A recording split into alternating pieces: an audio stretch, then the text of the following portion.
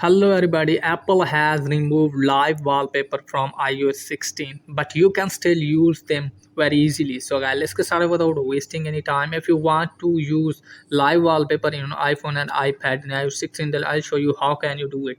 So firstly, let me show you here in settings. When you tap on wallpaper, so it's showing the live wallpaper option, but it's not showing here. So how can you use them? Just simply tap on add new wallpaper,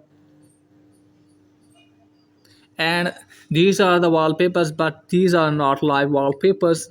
So just simply tap on color and you can use your favorite color from here for your wallpapers like this. If you want to add it, then you have to tap on add, and your favorite wallpaper will be add on home screen or lock screen. And if you want to use the live wallpaper, then you can do it easily. Just simply open any browser in your phone, like I am opening Google Chrome here, and just simply search for live wallpaper. So you have to search for this.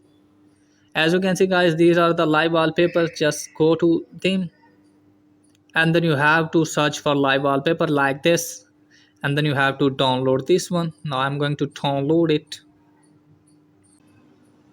Now let me show you here.